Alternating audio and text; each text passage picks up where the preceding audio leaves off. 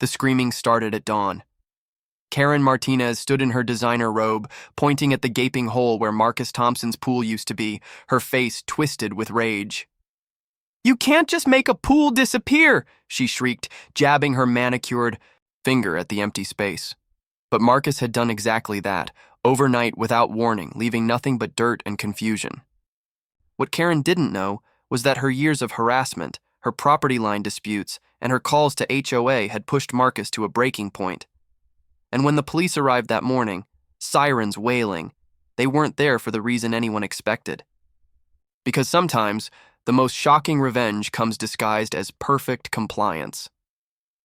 The first thing Karen Martinez noticed that Tuesday morning wasn't the missing pool. It was the silence. For 3 years, she'd grown accustomed to the gentle hum of the filtration system next door, the occasional splash of Marcus Thompson's grandchildren playing in the water, the soft conversations drifting over the fence during evening barbecues. It had become the soundtrack of her resentment, a constant reminder of what she considered her greatest failure as a homeowner, allowing someone else to have something bigger and better than what she possessed. Karen stepped onto her pristine patio, coffee mug in hand, wearing her silk robe and matching slippers, the same ones she'd worn every morning for the past 5 years since her divorce settlement had secured her this house in Willowbrook Estates. The morning ritual was sacred: coffee, inspection of her immaculate backyard, then a careful examination of her neighbor's property to catalog any violations she could report to the HOA. But this morning, something was fundamentally wrong. Where Marcus Thompson's kidney-shaped swimming pool should have gleamed in the early sunlight, there was nothing but a perfectly level expanse of dark soil, as if the pool had never existed at all. Karen blinked hard, certain she was experiencing some kind of hallucination. She set down her coffee with shaking hands and pressed her face against the wooden fence that separated their properties. The pool was gone. Completely, utterly gone. Not drained, gone. Not covered, gone. Not under construction, just gone, replaced by earth that looked freshly graded and seeded, as if someone had erased $20,000 of swimming pool with supernatural precision. "What the hell?" The words escaped her lips in a whisper, then grew louder. What the actual hell? She ran to the side gate, still in her robe, and peered through the slats. The entire backyard next door had been transformed. Where yesterday there had been a pool deck, lounge chairs, a diving board, and the elaborate landscaping that had won Marcus the Yard of the Month award last summer, there was now nothing but grass. New grass, she realized, noting the slightly different shade of green that indicated recent sod installation. Karen's mind raced through possibilities. Insurance fraud? Some kind of construction accident? A sinkhole that had swallowed the entire pool overnight? But even as she considered these explanations, she knew they didn't make sense. This wasn't destruction. This was deliberate removal, followed by professional landscaping that must have taken an army of workers and heavy machinery. Her phone was in her hand before she realized she'd retrieved it, her fingers trembling as she dialed Marcus's number. It went straight to voicemail. She tried again. Same result. The fury that had been building in her chest for 3 years. Ever. Since Marcus had installed the pool that made her own backyard look pathetic by comparison, erupted like a volcano. She marched to her front door, threw it open, and stalked across the street to Marcus's house in her bathrobe and slippers, her coffee-stained silk flapping behind her like a war banner. She pounded on his door with both fists. "Marcus! Marcus! Thompson, open this door right now!" The door opened on the second round of pounding, revealing Marcus in his work clothes, khakis, polo shirt, steel-toed boots. At 62, he was a man who looked like he'd spent his life building things with his hands, which he had. His dark skin showed the weathering of decades in construction, and his gray beard was neatly trimmed. But it was his eyes that stopped Karen mid-tirade. They were completely calm, almost amused. "Morning, Karen," he said pleasantly. "You're up early." "Where is it?" she demanded, pointing toward his backyard. "Where the hell is your pool?" Marcus followed her gesture with his gaze as if he needed to look to remember. "Oh, that, I had it removed." "You had it removed?" Karen's voice climbed to a pitch that made dogs bark 3 houses away. You can't just remove a pool. There are permits. There are property values. There are... Actually, Marcus interrupted, gently. I can remove whatever I want from my own property, as long as I follow proper procedures. Which I did. Karen stared at him, her mouth opening and closing like a fish gasping for air. But why? Why would you remove a perfectly good pool? Marcus leaned against his doorframe, and for a moment, something flickered across his face. Not anger exactly, but a deep weariness that spoke of years of accumulated patience, finally exhausted. Well, Karen, you've spent the last 3 years filing complaints about that pool. Noise violations because my grandkids laughed too loud when they swam. Privacy violations because the diving board was supposedly 6 inches too tall. Safety violations because you claimed the pool light created a disturbing glare into your bedroom.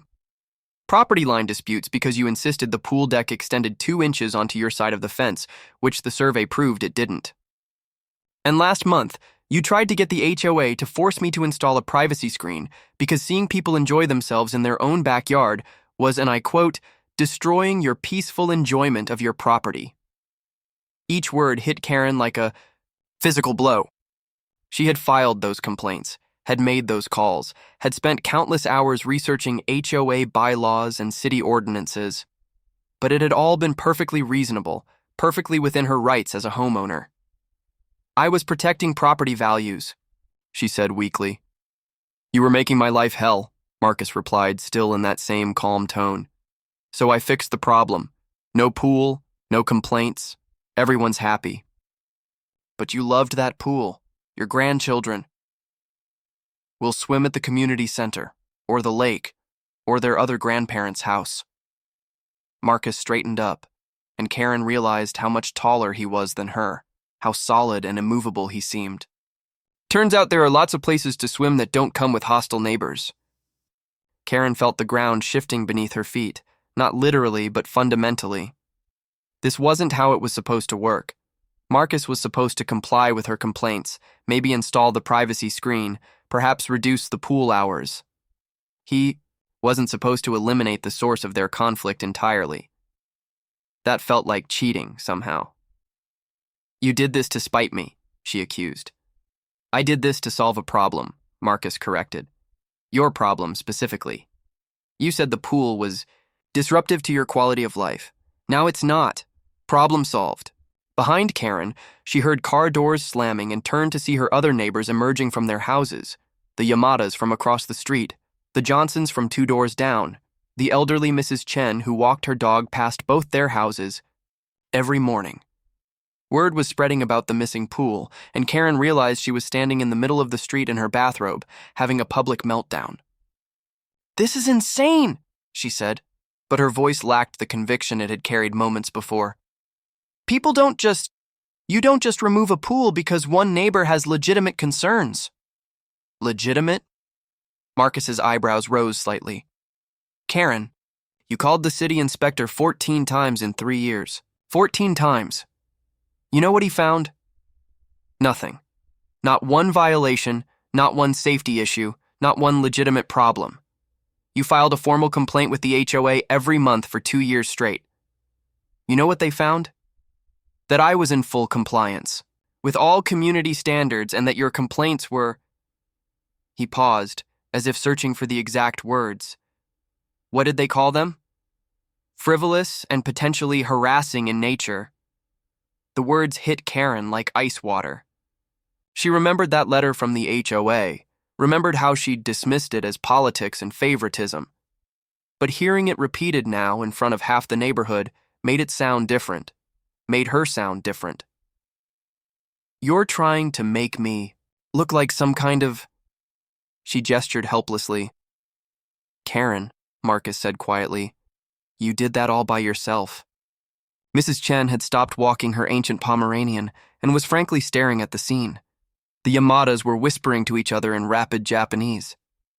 The Johnsons' teenage son had his phone out, and Karen realized with horror that he might be recording this. She pulled her robe tighter around herself and lifted her chin, trying to reclaim some dignity. Fine. You want to destroy $20,000 of your own property out of spite, that's your business. But don't think this is over. I'm calling the city, the HOA, my lawyer. About what? Marcus asked, genuinely curious. What law do you think I broke by removing my own pool from my own property with proper permits and professional contractors? Karen opened her mouth to answer and realized she had no idea. She knew there were rules about pool installation, but removal. She'd never considered that someone might voluntarily eliminate something that added value to their property. There has to be something, she said, but even she could hear how weak it sounded. There isn't, Marcus said gently. Karen's war room had once been her dining room, back when she'd entertained guests and hosted dinner parties. Now the mahogany table was buried under 3 years' worth of documentation, printed emails, photographs, city ordinances, HOA bylaws, property surveys, and complaint forms organized in color-coded folders. The chandelier cast harsh light over her evidence, creating shadows that danced across Marcus Thompson's file like accusations waiting to be proven. It was 3 p.m. on Wednesday, 18 hours since the pool's disappearance, and Karen had accomplished more detective work than most private investigators managed in a week. Her laptop screen glowed with 17 browser tabs, each one a different avenue of attack she was pursuing simultaneously. City planning office, building permits, contractor licensing, environmental impact reports, property tax assessments. She'd called in sick to her job at the accounting firm, the first sick day she'd taken in 4 years, and dedicated herself entirely to unraveling Marcus Thompson's elaborate scheme. Because that's what this was, she'd decided. An elaborate scheme designed to humiliate her and escape accountability for his years of property violations. Her phone buzzed. Janet from the HOA board. Karen, I got your message. I have to say, I'm confused about what you want us to investigate. Marcus Thompson removed his own pool from his own property with proper permits. What's the violation here? Karen had rehearsed this conversation. Janet, think about it. A man doesn't destroy $20,000 of property improvements without a reason. He's hiding something. Maybe the pool was installed without proper permits originally. Maybe there's environmental damage. Maybe he knew the city was going to cite him for violations and he destroyed the evidence. There was a long pause. Karen, we inspected that pool installation 3 years ago when you first complained. Everything was perfectly legal. And we have photos in our files. Then why would he remove it? Karen's voice rose despite her efforts to stay calm.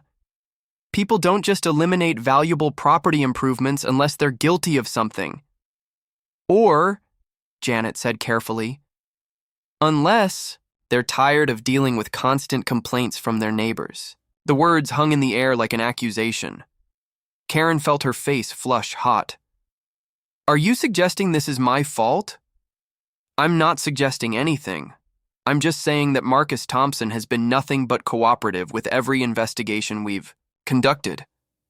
And Karen...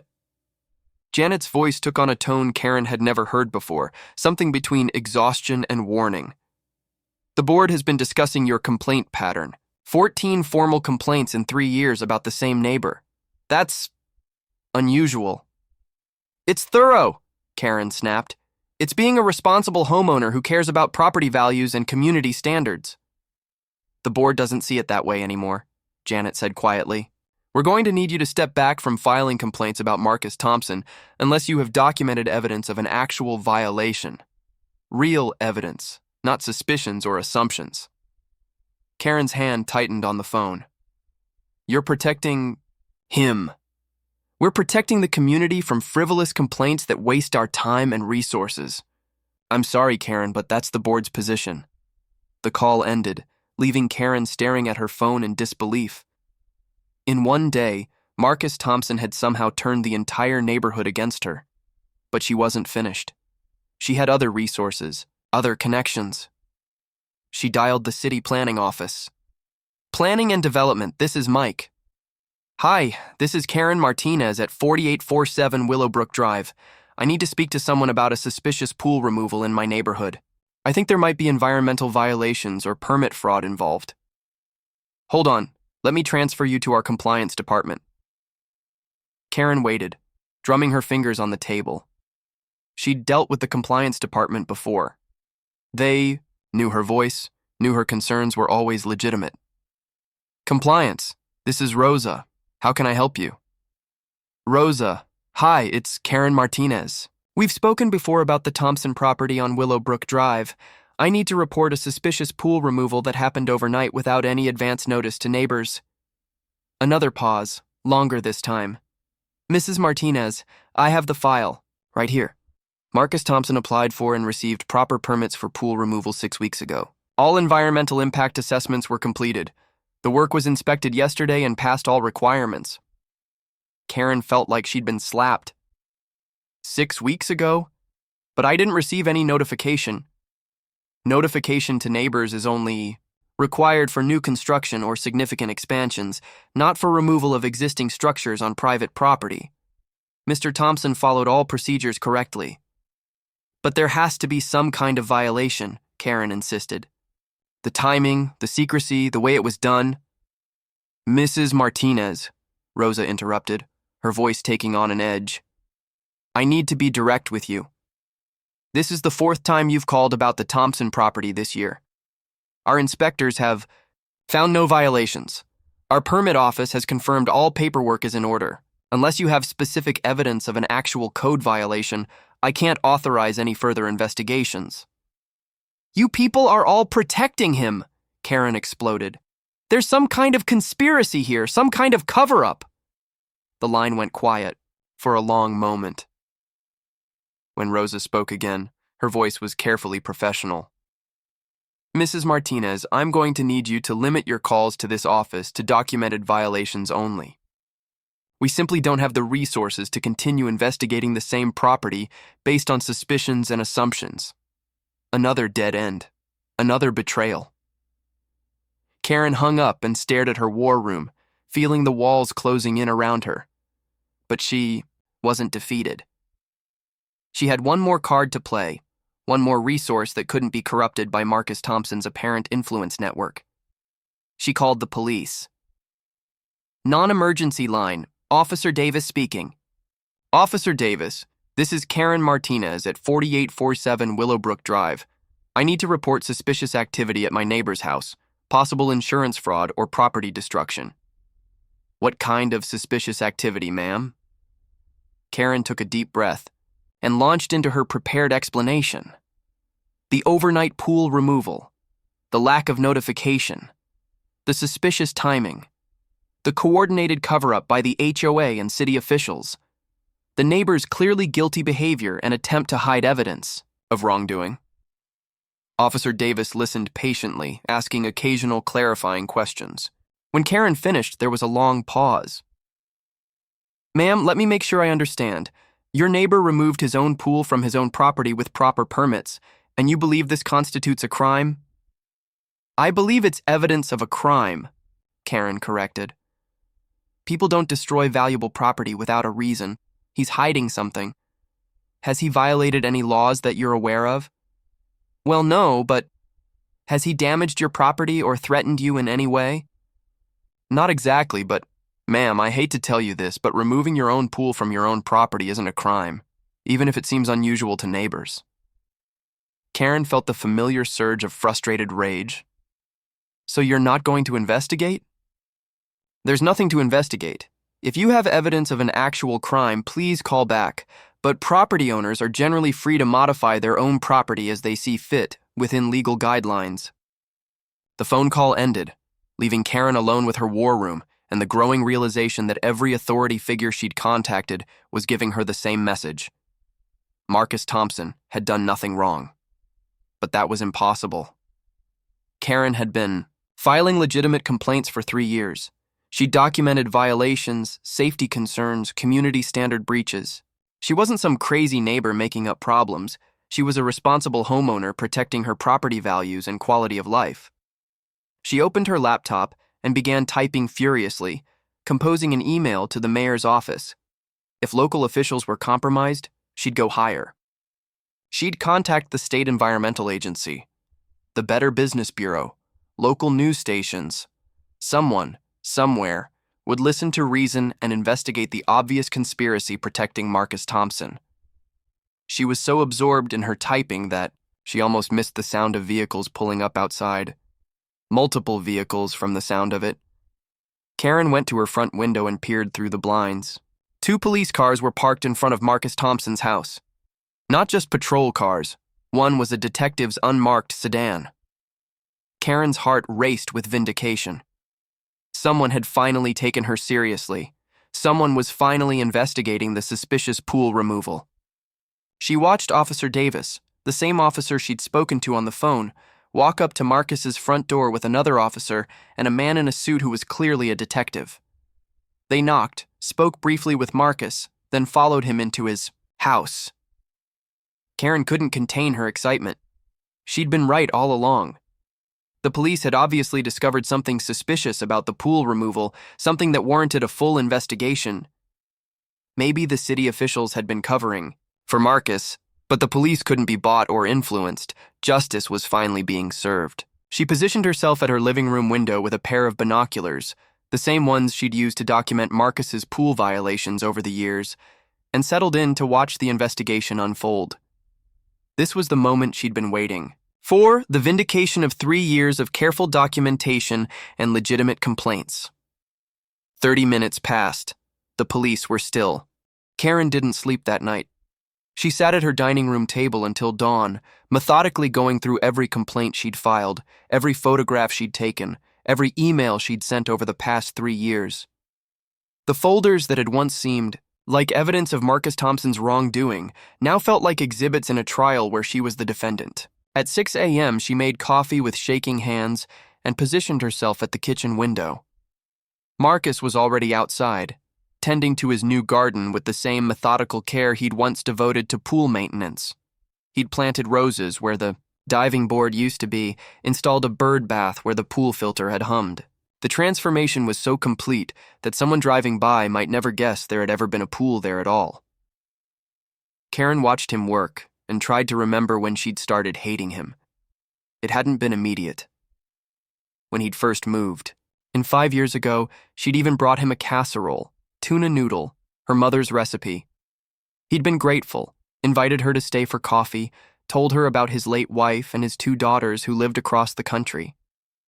He'd seemed like a good neighbor then, quiet and considerate. The pool had changed everything. Or maybe it had just revealed everything. She remembered the day the contractors had arrived, how she'd watched from her window as they marked out the excavation site. It was going to be bigger than her entire patio, deeper than anything she could have afforded, more beautiful than anything she'd ever owned, and suddenly, her own backyard, the one she'd spent years perfecting, looked small and shabby by comparison. The first complaint had been legitimate, she told herself. The construction noise had started at 7 a.m. on a Saturday, which violated the city's weekend noise ordinance. She'd been within her rights to call and report it. The fact that the contractors had started 15 minutes early was a genuine violation, even if they'd stopped immediately when the inspector arrived. But then there had been the second complaint, and the third, and somewhere along the way, legitimate concerns had twisted into something else entirely. Karen's phone rang, jarring her from her memories. The caller ID showed her sister's number. "Linda?" Karen's voice came out as a croak. "Karen, what the hell is going on? I just got a call from Janet Rodriguez about some kind of neighborhood dispute. She said you've been harassing some man about his swimming pool?" Karen felt the familiar surge of defensive anger. "I haven't been harassing anyone. I've been protecting property values and—" "Karen, stop!" Linda's voice was sharp with the authority of an older sister who'd been dealing with Karen's obsessions for 47 years. "Janet told me you filed dozens of complaints over 3 years. She said the police were called yesterday. What is happening with you?" "Everyone's protecting him," Karen said. But the words sounded hollow even to her own ears. The HOA, the city, the police, they're all taking his side because he's manipulating them somehow. There was a long silence on the other end of the phone. When Linda spoke again, her voice was gentler but more frightening than her anger had been. "Karen, do you remember what happened with Mrs. Patterson?" The name hit Karen like a physical blow. Mrs. Patterson had been her neighbor in the house before this one, an elderly woman whose crime had been parking her car 6 inches over the property line. Karen had called the city, the HOA, the police, and finally, a lawyer. The harassment had gone on for 2 years until Mrs. Patterson had finally sold her house and moved in with her daughter in another state. That was different, Karen whispered. Was it? Do you remember Mr. Kowalski before that? The noise complaints about his dog barking during the day while he was at work? The property line dispute over his fence that turned out to be exactly where it was supposed to be? Karen closed her eyes. She remembered. She remembered all of them. The neighbors who'd moved away, the ones who'd stopped speaking to her, the ones who crossed the street when they saw her coming. She'd told herself they were the problem, that she was the only one willing to stand up for community standards. Linda, I'm not crazy, she said, but her voice broke on the last word. I know you're not crazy, Karen, but I think you're hurt. I think you've been hurt for a long time, and you're taking it out on people who don't deserve it. Karen opened her mouth to argue, then closed it again. Outside, Marcus was hanging a bird feeder from the oak tree that had once shaded his pool deck. 2 cardinals had already discovered it and were taking turns at the seed ports. What am I supposed to do? Karen asked, and she was surprised to hear herself asking the question seriously, as if she genuinely didn't know the answer. You're supposed to apologize, Linda said simply. To Marcus, to the HOA, to everyone you've been making miserable for the past 3 years. And then you're supposed to get some help. Help? Karen, when was the last time you were genuinely happy? Not righteous, not vindicated, not proven right, actually happy. Karen tried to remember and couldn't. Happiness seemed like something that happened to other people. People who didn't have to worry about property values and community standards and neighbors who got away with things. I don't know, she admitted. After Linda hung up, Karen sat in her kitchen and watched Marcus work in his garden. An hour passed, then 2. The morning sun climbed higher, and the cardinals at the bird feeder were joined by a blue jay, then a pair of chickadees. Marcus moved slowly, methodically, the way he did everything. He wasn't performing for her benefit. He'd probably forgotten she was watching. He was just a man tending his garden on a Thursday morning, content with his small corner of the world. At 10 a.m., Karen made a decision that surprised even her. She walked to her front door, opened it, and stepped outside in her bathrobe and slippers for the second time in 3 days. But this time, she didn't storm across the street in fury. She walked slowly, deliberately, like someone approaching a grave. Marcus looked up when she reached the edge of his property. He was holding a small shovel and had dirt under his fingernails. Up close, Karen could see the lines around his eyes, the gray in his beard, the careful way he moved that suggested old injuries or arthritis.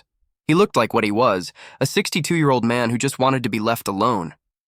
Morning, Karen, he said, and his voice held no anger, no triumph, no satisfaction, just polite wariness.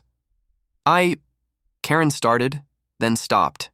She'd rehearsed apologies before, tactical apologies designed to de-escalate situations or gain strategic advantage. But standing here in his garden, surrounded by the evidence of his patient work, she found she had no words that felt adequate. I've been watching you plant flowers, she said finally. Marcus nodded. Roses, mostly. My wife loved roses. I figured it was time to plant some. They're beautiful. Karen looked around the transformed yard. The whole thing is beautiful. Thank you. They stood in silence for a moment. A butterfly landed on one of the rose bushes, and they both watched it work its way from bloom to bloom.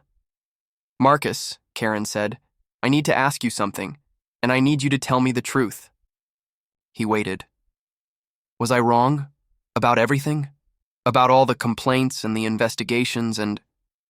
She gestured helplessly. All of it? Marcus set down his shovel and studied her face. For a moment, Karen thought he was going to lie to her, give her some polite non-answer that would let her save face. Instead, he told her the truth. Yes, he said simply. You were wrong about everything. The words should have hurt, but instead they felt like relief. Like setting down a weight she'd been carrying for so long she'd forgotten what it felt like to stand up straight. "The pool," she said.